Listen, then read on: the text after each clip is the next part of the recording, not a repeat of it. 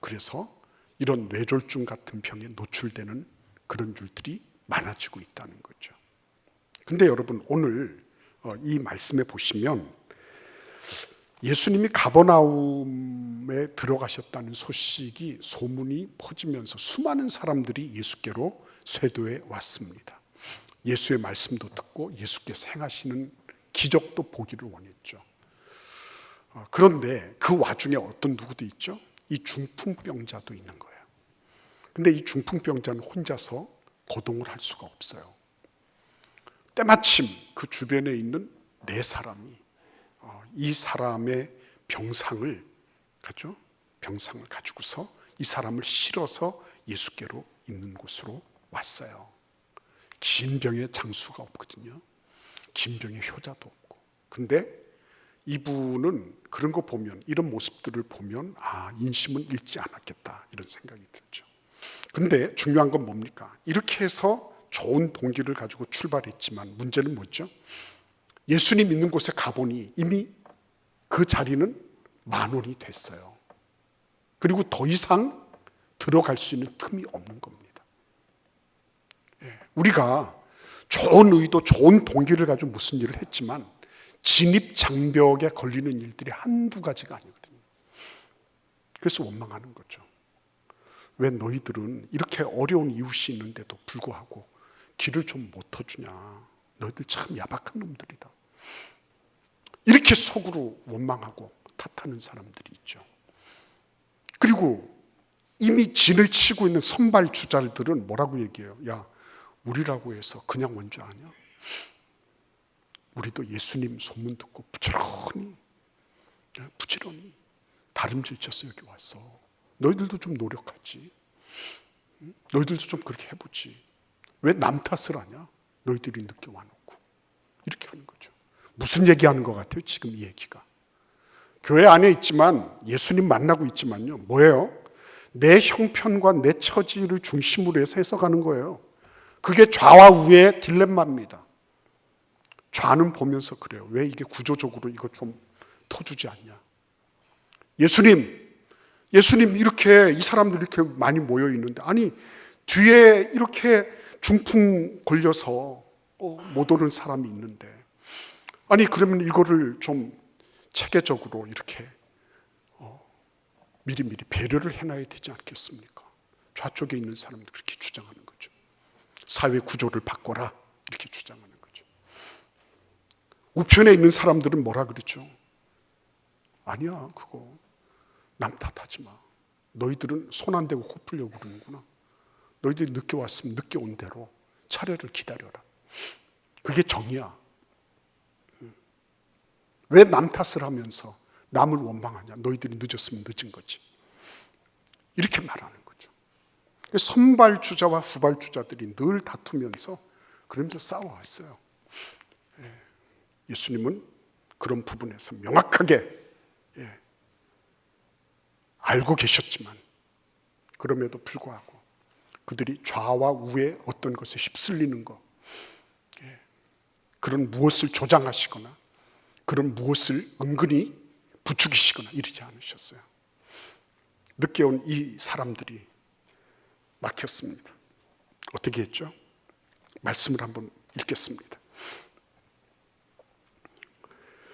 우리 같이 한번 4절, 5절 말씀을 읽어보겠습니다.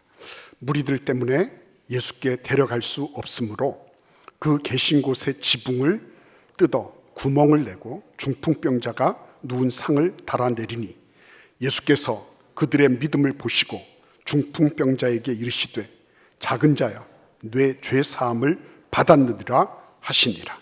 아멘. 여러분,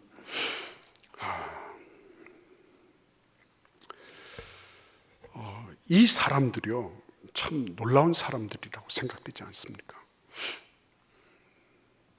늘 보면 우리는 평면적으로 생각하잖아요.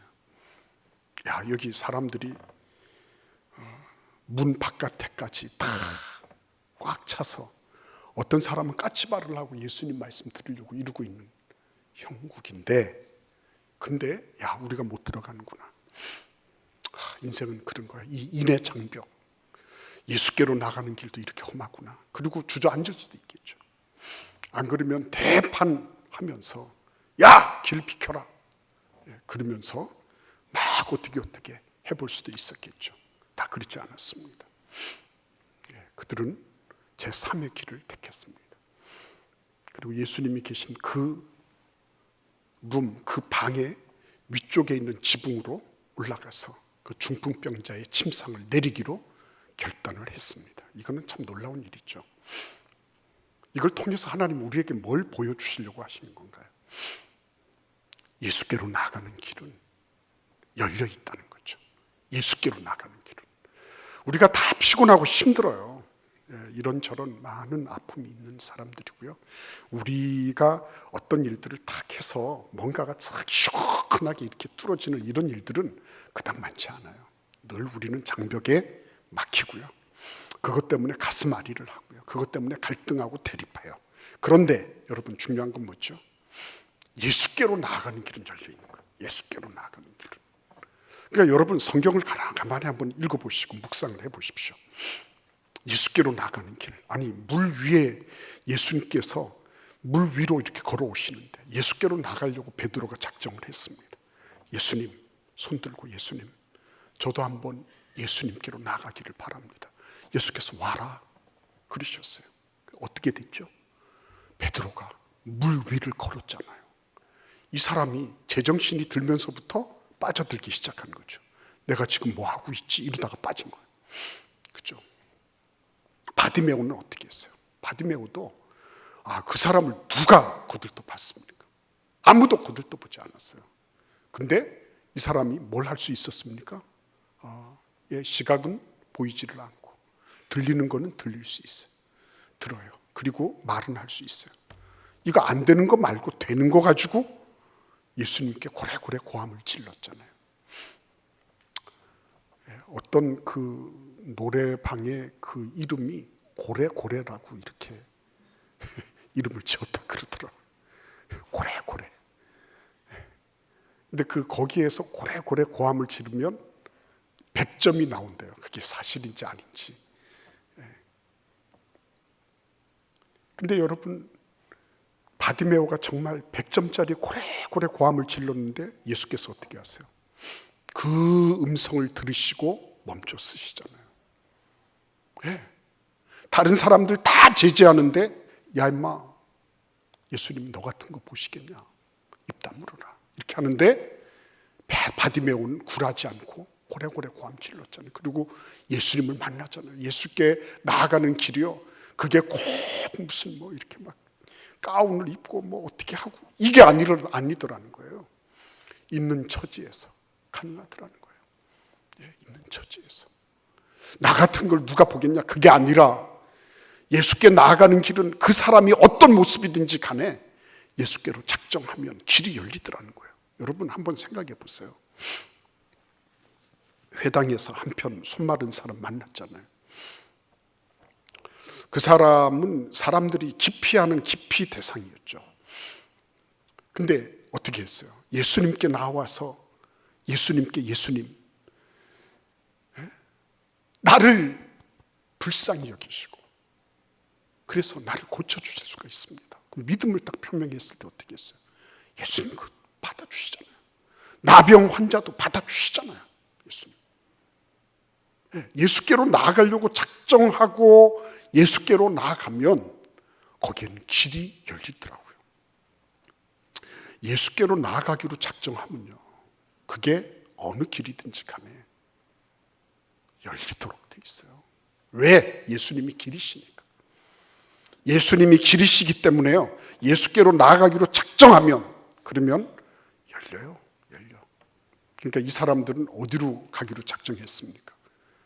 예수님이 계신 그 머리맡으로 그 지붕을 뚫어내고 가기로 작정을 했습니다. 근데 저는 이 부분을 읽으면서 너무 가슴이 아팠어요. 왜 가슴이 아팠냐면요. 이 중풍병자가 얼마나 오랫동안 누워 있었으면 근육이 다 빠져버렸을까. 그러니까 이거를 사닥다리를 가지고서 사닥다리를 타고 네 사람이 이 중풍병자 침상을 옮기는데 그게 그렇게 힘들게 느껴지지 않았다는 거죠. 힘들었지만 불가능한 건 아니야. 그래서 올라가서 다시 내리는 거죠. 끈이 준비되어 있었을까요? 아니야, 안 그랬을 거예요. 그래서 또 끈도 또 준비해가지고 단단하게 묶어서 내려보내기 시작한 거죠. 근데도 예수님은 별로 거기에 대해서 왈가왈부하지 않으세요. 너희가 왜 이렇게 내가 말씀을 전하는데, 도를 전하는데 왜 이렇게 방해를 하느냐, 이렇게 하지도 않으셨고요. 주변의 사람들이 웅성웅성거리고 이러더라도 예수님은 거기에서 그냥 같이 이렇게 같이 편들어 주시거나 이러지 않았어요. 그 주인은 어떻게 했을까요? 주인은, 여러분, 주인은 어떻게 했을 것 같아요? 예수님 모시고 진짜 굉장히 좋은 그런 강의를, 천국의 말씀을 듣고 있는데 갑자기 저 중풍병자가 나타나서 멀쩡한 집을 막 뜯어가지고서 이렇게 분란을 일으키는 이런 모습을 보면서 주인은 어떻게 생각했을 것 같아요? 그러면서 얼마나 가슴 아프게 생각했겠습니까, 여러분? 그렇죠? 그런데도 불구하고 예수님은 주인 보고 뭐라고 말씀하시거나, 주변 사람들 보고 어떻게 경계를 하시거나, 지금 침상채에 매달려서 대롱대롱 내려오고 있는 그 사람을 보고서 어떻게 하시거나 그러지 않으세요. 물끄러미 바라보시면서 있는 그대로를 다 수용하고 계신 거예요. 다 수용하고 계신 겁니다. 그러시면서 하신 말씀 뭐예요? 5절 말씀을 보시면 예수께서 그들의 믿음을 보시고 믿음을 보셨다 그랬습니다. 어떤 믿음이에요? 예수님께서 지금까지 하신 것을 보니 시몬 베드로의 장모도 고치시고 이런저런 사람의 병을 고치셨다는 소문을 들었잖아요. 믿음은 들으면서 나잖아요. 예수님에 대해서 들으니까 믿음이 생기잖아요. 그런 분이 지금 우리 동네에 오셨어. 그렇죠? 이거 놓치면 안 되겠다, 이렇게 된 거죠. 그러니까 믿음은 틀림없이 예수님이 누구신 줄로부터 출발을 하는 것입니다. 그런데 그 출발을 한 다음에 그 다음에는 어떻게 되는 거죠? 그게 누구의 얘기로 끝나는 게 아니라 그래, 너도 그러면 예수께로 가면 고침을 받을 수 있겠다. 이거 어떻게 되는 거예요? 그게 남의 얘기가 아니라 내 얘기로 적용되는 거죠. 그게 믿음이죠. 천만년을 내가 성경 읽으면 뭐합니까? 거기에 내가 들어가 있지 않은데, 내가 적용될 게 없는데 천만년을 내가 성경을 읽은들 무슨 소용이 있겠어요? 근데 그 얘기가 남의 얘기가 아니라 너도 예수께로 가면 고침받을 수 있겠다. 그렇죠? 이게 딱 가서 들어맞은 거죠. 그리고 그 일을 위해서 어떻게 합니까? 사람들이 발벗고 나선 거죠. 그렇죠? 이 사람들은 어떤 사람들이에요? 이 중풍병자의 아픔을 동일시했던 그 사람들이에요. 이대로 내버려 두면 안 돼. 이 기회를 반드시 확보해야 돼. 이 기회를 잘 활용해야 돼. 예수님이 이렇게 가까이 오신 적이 없잖아. 가자. 그래서 믿음은 말이죠. 뭘 생산해냅니까? 믿음은 들음으로부터 오면서 예수 그리스도에 대한 기대를 증폭시키는 거예요. 오늘 예배당 나오실 때 여러분 기대하고 나오셨나요? 뭘 기대하고 나오셨나요? 만약에 기대가 없었다고요? 내가 그냥 습관적으로 나온 것밖에 없습니다 라고 생각하신다면요, 다시 한번 하나님에 대한 거, 나는 예배에 참여하면서 어떤 기대를 가지고 있나 살펴보시기를 바라요. 예수께로 나올 때 이분들은 기대가 있었습니다. 예수께로 가면 낫겠구나. 이게 예수님이 단 사람들 다 고쳐주신 거 보니 이 중풍병자도 고쳐주실 수 있겠구나 적용도 했고요. 그 일을 위해서 저 사람이 이렇게 힘들고 어려운데 우리가 같이 한번 팔을 걷어붙여보자. 그리고 같이 동일시도 했고요. 이게 같이 어우러진 거예요. 예수님이 그것을 믿음을 보셨어요. 그것을 믿음이라고 보신 겁니다. 믿음이라고. 중요한 거는 하나님의 능력을 경험하고 하나님 앞에 엎드리는 거, 그거는 말 잘해서 되는 건 아니에요. 그렇죠? 그러니까 여러분, 이 정도 딱 되면 뭐가 나오는 거예요? 예수님께서 딱, 야, 너희들 정말 수고했구나. 너 빨리 네 침상 가지고 집으로 돌아가라. 이렇게 해서 치유의 역사가 일어나야지 될 것 같지 않습니까, 여러분? 그게 수순 같지 않아요? 그게 정당한 순서 같이 보이지 않습니까? 근데 예수님이 무슨 말씀하세요? 5절 하반절에 보시면 작은 자야 내 죄 사함을 받았느니라 이렇게 말씀하세요. 작은 자야 내 죄 사함을 받았느니라. 이거를 아마 거기 있는 그 사람들 가운데는 아니 무슨 이런 뚱딴지 같은 말씀을 하셔. 아니 저 중풍병자가 내려올 때는 저렇게 천신만고 끝에 내려올 때는 육신의 병 고치는 걸 기대하고 온 거잖아. 완전히 기대 어긋났네. 완전히 바나나 탔어 우리는. 완전히 이거 아니야 이거. 이렇게 된 거죠. 여러분 신앙생활 하시면서 다들 내 기대대로 내가 원하던 대로 다 되어서 여기 계신가요? 아니죠. 그렇지 않습니다. 우리는 때로 보면 나는 이 길을 가기를 원하는데 전혀 다른 길로, 그죠? 전혀 다른 길로 가는 이런 일들도 우리는 부지기수로 경험을 한 거예요. 근데 왜 여기 있어요? 이 자리에 계신 이유가 어디에 있습니까? 이들도 예수님이 자기들의 기대에 부응하지 않으신 이런 것들을 황당한, 자기들의 입장에서 보면 황당한 경우를 만난 거 아닙니까? 근데 예수님은 뭐라고 말씀하세요? 너희들 육신 고치는 것보다 영혼 고치는 게 훨씬 더 중요한 거야. 내 최대 관심사는 그거야. 이렇게 말씀하시는 거예요. 영혼의 질병, 죄악의 문제가 해결되는 게 그게 너 육신 고치는 것보다 100만 번 중요한 거야. 나한테는 그게 무엇보다도 시급하고 중요한 일이야. 이렇게 예수님 말씀하시는 거죠. 교회가 왜 존재합니까? 교회가 조금 복지 활동 열심히 하고 세상 나가서 뭐 좀 이렇게 뭐 남들 안 하는 거 이런 거 좀 희생적으로 하고 그런 거 하라고 있는 건가요? 맞아요. 그것도 필요해요. 그러나 여러분 교회는요 세상이 줄 수 없는 것을 주는 곳이에요. 세상은 죽었다 깨어나도 영혼을 줄 수 없어요. 영혼을. 영생을 줄 수가 없어요. 죄에 대해서 왈가왈부는 수 있지만 죄를 없애게는 할 수가 없는 거예요. 그게 세상의 한계예요. 교회는요 그걸 주는 곳입니다. 그 충만한 은혜와 자부심이 없으면 내가 왜 예수 믿냐는 거예요.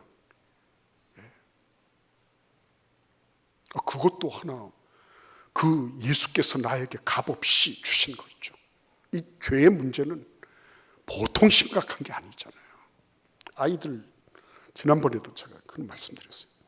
어떤 그 아동 그 심리학자가 그런 얘기했어요. 아무튼 애들은 날 때부터 상처를 받는다는 거예요. 그 상처를 입히는 장본인은 부모라는 거죠. 부모. 아니 그렇게 사랑스럽게 그렇게 모든 걸 희생하고 헌신하면서 자식을 키우는데 무슨 부모가 아이한테 상처를 줄 수 있냐. 우리는 그렇게 생각하잖아요.